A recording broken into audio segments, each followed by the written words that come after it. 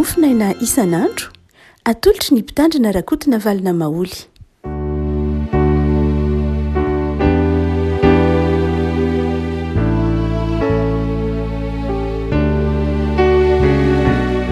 Fahamirabatsy revako malala tratry dia alakamisy fa avalon'ny volana desambra ity. Ny mofinaina voalahatra ho antsika io dia ny filazan-tsaramasina araka ny Luka toko 12 Luka toko 12 manomboka amin'ny andiny fa 13 ka hatramin'ny andiny fa 2.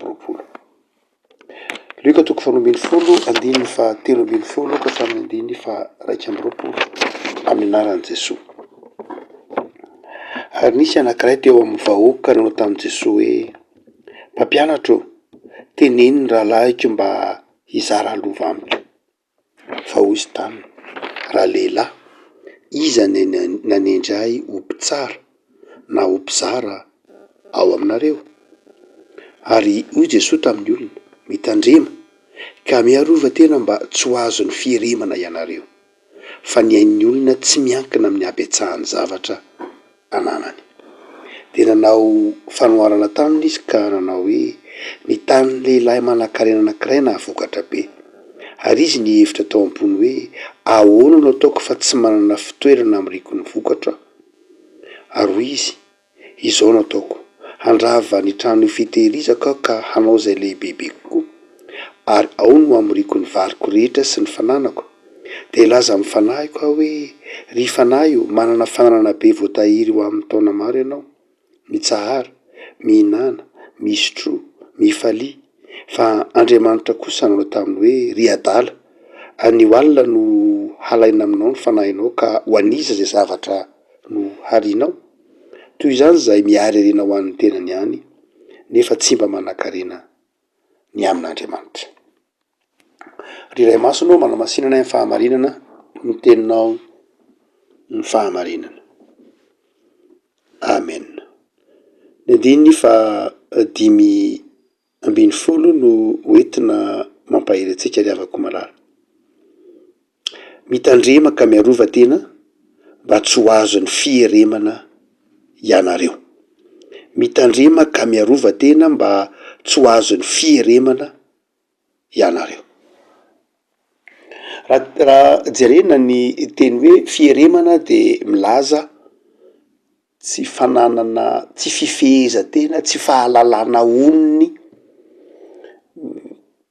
fanaovana filana na mihoatra ny tokony ho izy, fanarana-po, tsy fahaiza mitantana ny fahafahana, tsy fahaiza mitantana tsy fahafahana manaja tena, mihoatra ny tokony ho izy na amin'ny sakafo na amin'ny fitantanana. Zany hoe raha oharina dia izao excès no azo andikanana baky ny teny hoe fieremana. Eto dia fanoharana no nazavan'i Jesosy azy. Saingy mialoha ilay fanoharana dia nisy olana ara-piaramonina napetraky ilay olona anankiray tamin'i Jesosy. Andiny fa 13. Mpampianatra, teneno ny rahalahiko mba hizara lova amiko. Zany hoe misy zany tovolahy anankiray, lehilahy anankiray nizakazaka anakeo amin'i Jesosy. Dia niteny tamin'i Jesosy manao hoe: Jesosy, teneno ny rahalahiko mba hizara lova amiko izy. Dia namaly Jesosy: fa iza nanendray ho mpitsara na ho mpizara ao aminareo? Nahoana Jesosy no tsy nanaiky ny hiditra tamin'ny raharaha ty lehilahy ty? Misy olona anankiray tonga mitoditody eo aminy, hiarany tsirariny, asa na tsy omen'le rahalahy ny anjara lova izy, asa na inona ny zavatra mitranga. Dia nakeo amin'i Jesosy izy: Jesosy, ianao endry, ianao olon-dehibe, ianao manan-tsaina, ianao eken'ny olona rehetra, ianao toteny, ianao mahay zavatra rehetra, ianao raha vao miteny ianao dia manaiky daholo ny olona tia mba miangavy anao ry Jesosy. Mba teneno le rahalahiko fa zao misy zavatra tsy rariny ataony amiko, tsy mety mizara lova amiko izy. Dia tsy nanaiky Jesosy. Hoy Jesosy manao hoe: iza ny nanendry aho ho mpitsara na ho mpizara ao aminareo? toy ny nanao Jesosy manao hoe tsy de raha tsorina de zao, toy ny manao hoe tsy de toy ny hoe tsisy idirany Jesosy lay raharaha izay mahazo ity raha ty lehilahy ity. Nahoana ary Jesosy nanao zay valiteny zay? Nahoana Jesosy nanao zay valite zay? Fieremany zay ho Jesosy, satria nanatona any Jesosy ity lehilahy ty.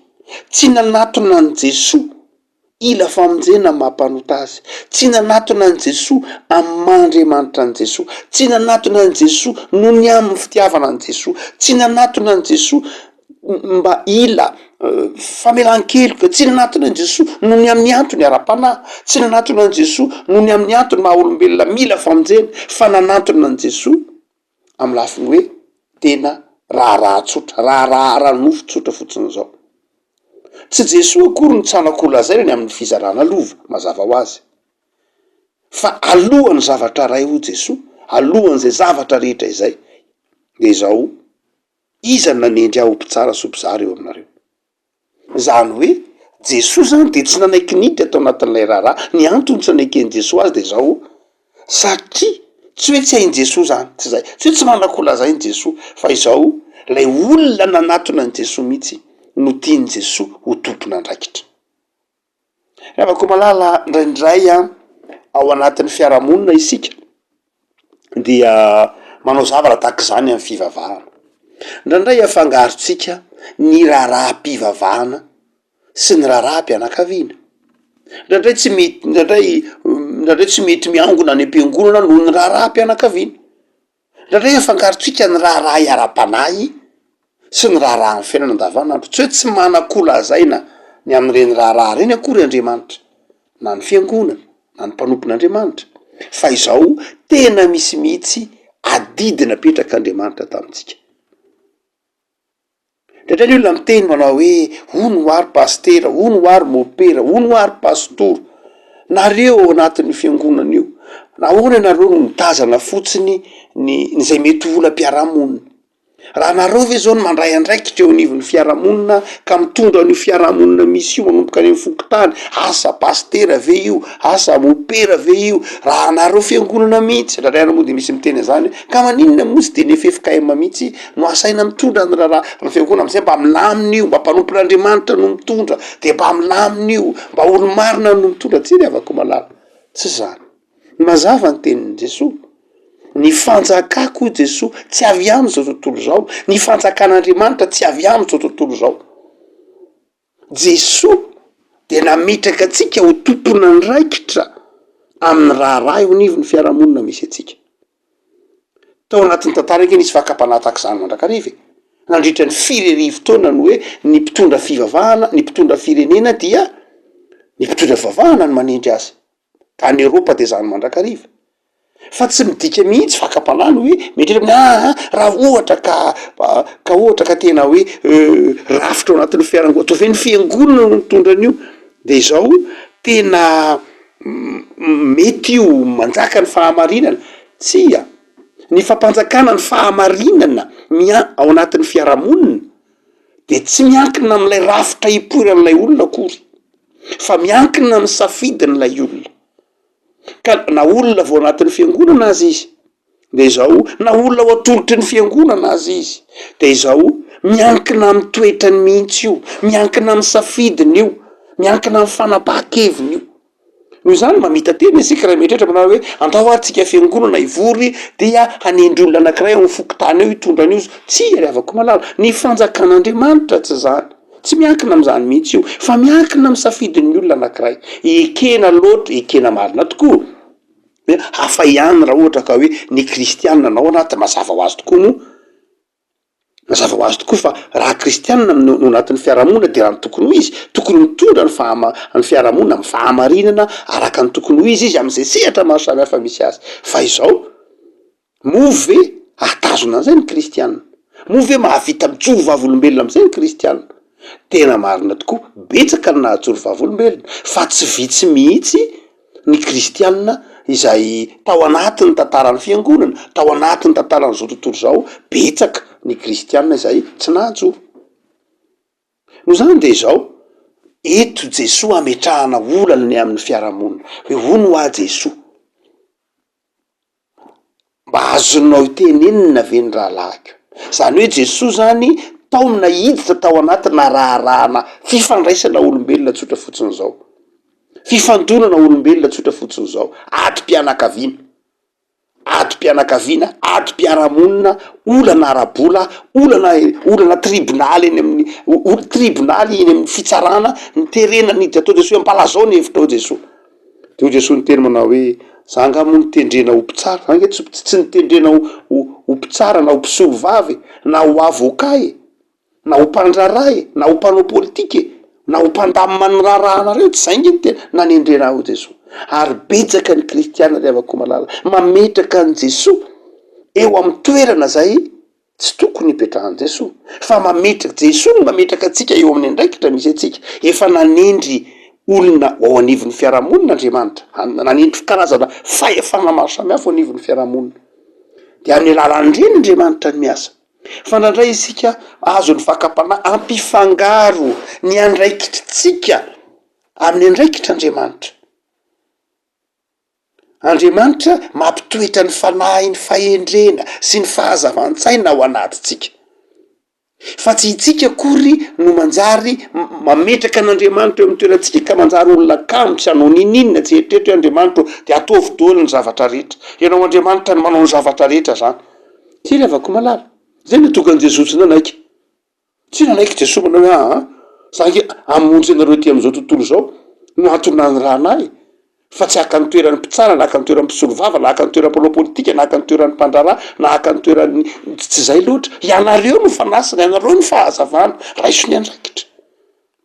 Afaka malala, ndray hotsika teo azo ny fakapanahy isika ampifangaro lafin-javatra zay tsy tokony hifangaro mihitsy. Anareo ary de misy ny miamaka any mpitandrina dia miteny manao za pastera tsy angona ntsony fa na zary mopera tsy angona ntsony fa satria tahaka zao nahoana tsy adidina anao fiangonana ve ny manao an'izao, ny mba milaza ny hevitrareo manao hoe mba teneno ry misy dikona, ry misy mpanompan'Andriamanitra anatin'ny fiangonana, izy manao raharaha ao anatin'ny fiangonana nefa n'izy jere manao an'izao ao amin'ny fiainatokantrano, ao amin'ny fianakaviana sy ny sisa rehetra.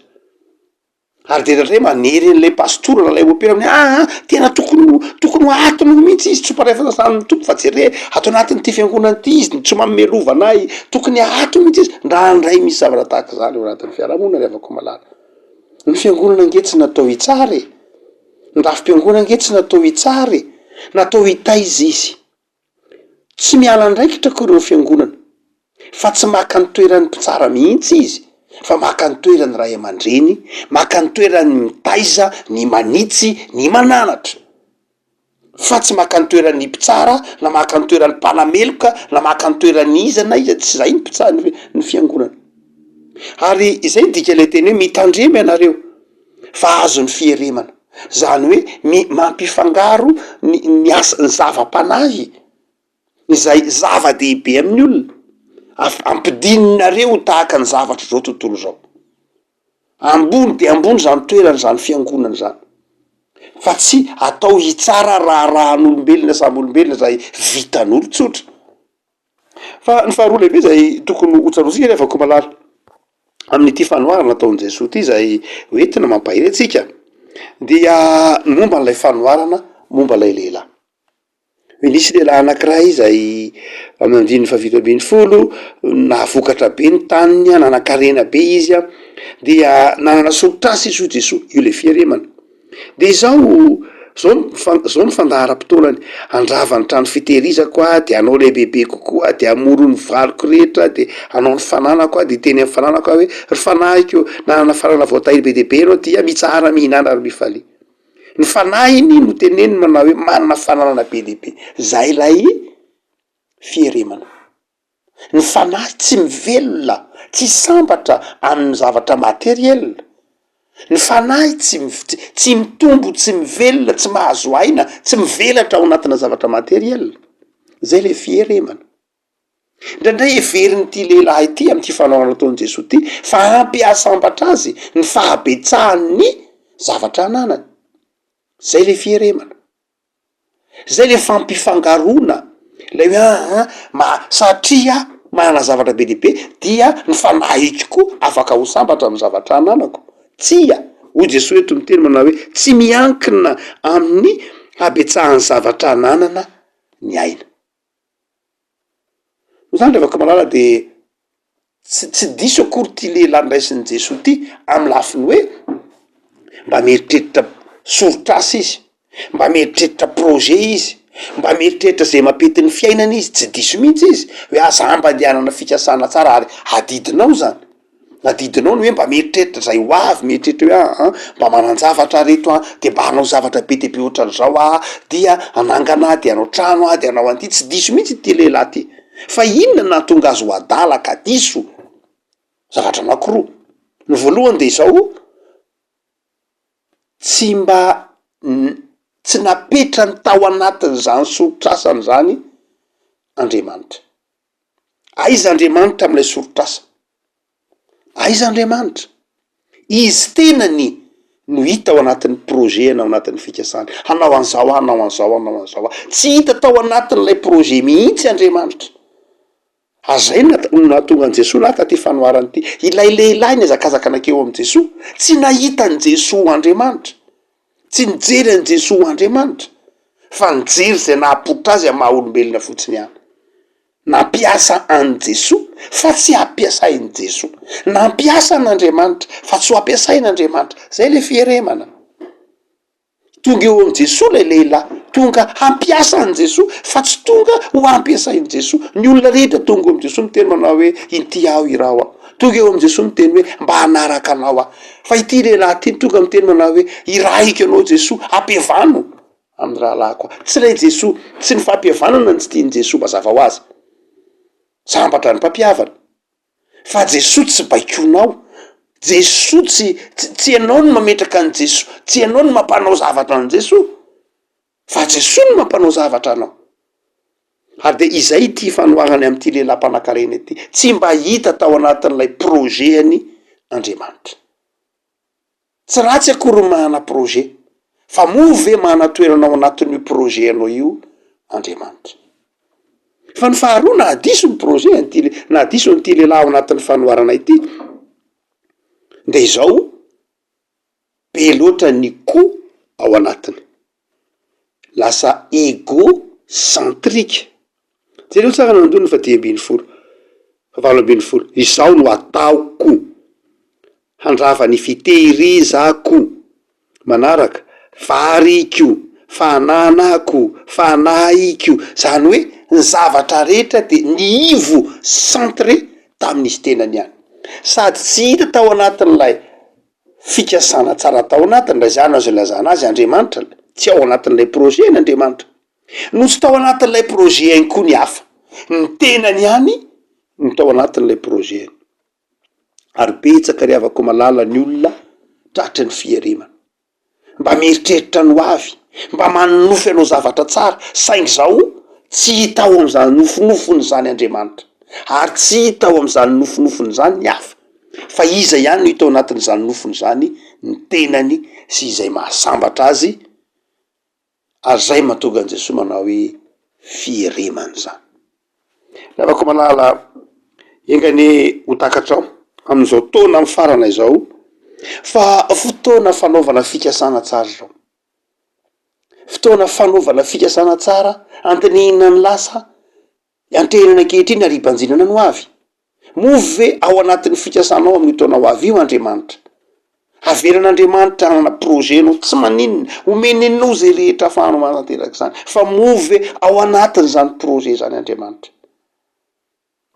So projet hampiasa an'Andriamanitra, so projet hitodika amin'Andriamanitra amy lafiny materielina fotsiny, so projet haneren'Andriamanitra hipetraka eo amy toerany maha olombelona fotsiny, irakoirako ianao Andriamanitra. So zay ny projet atsika.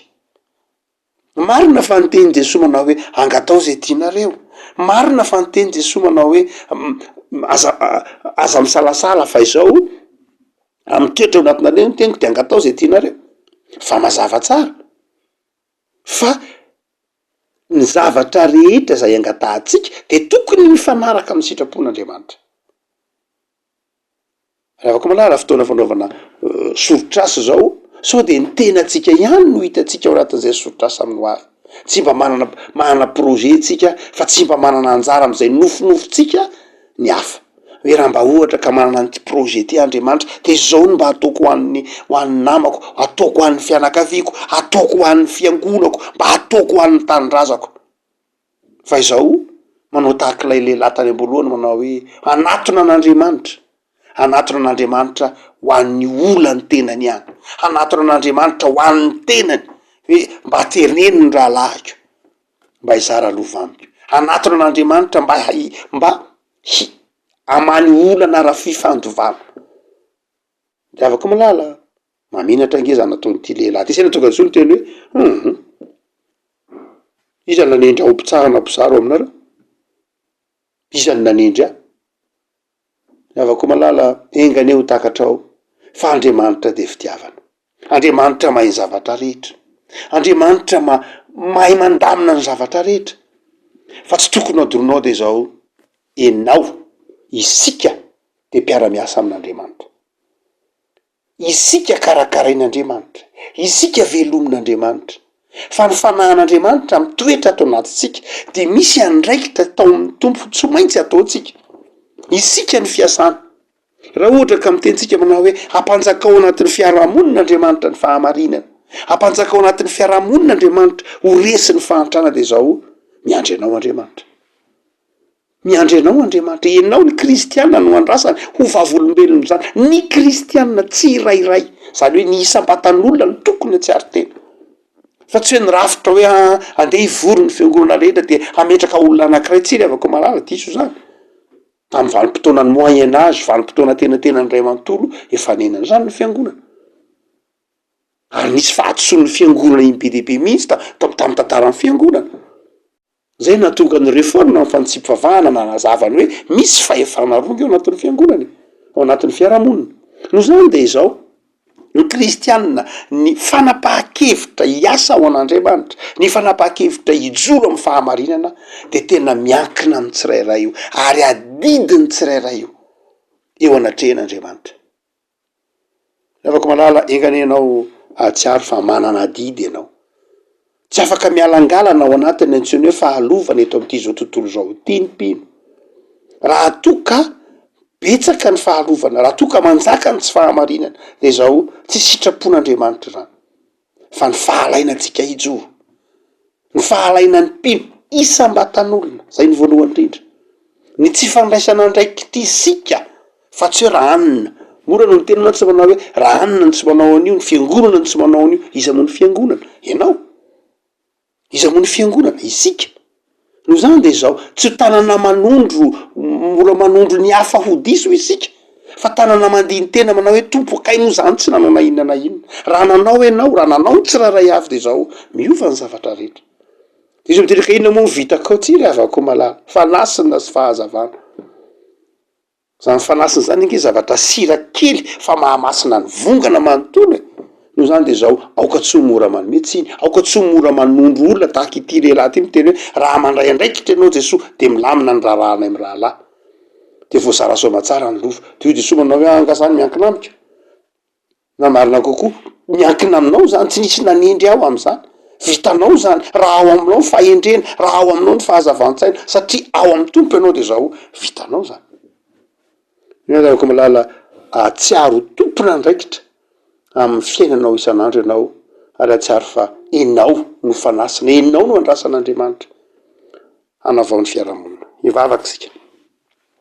Tompo ao misaotranao zahay fa mampitandrina anay ianao mba tsy ho tratry ny fieremana, tsy ho tratry ny firehareana, tsy ho tratry ny fiainana tsy misy fetra izay voiziny zao tontolo zao, fa mampianatra anay no kosa ay andanjalanja ao anatin'ny fanetretena, ay ametraka anao Andriamanitra amin'ny toerana zay efa misy anao, ay petraka koa zahay amin'ny toerana zay nankininao taminay. Omeo anay tompoan'ny fahendrena, omeo anay ny fahaiza manavaka, omeo anay ny fahazavan-tsaina mba hialanay amin'ny fandriky zao tontolo zao sy ny fandriky ny fieremana. Tompo, soranao fa ampitoerinao aty anatinay mandrakariva amin'ny fanahinao masina ka tsy mahatonga anay ho lavo ao anatin'ny fandriky izao tontolo zao fa hananay fahazavan-tsaina am'izay hitondranay ny tenanay eo anivon'ny fiarahamonina.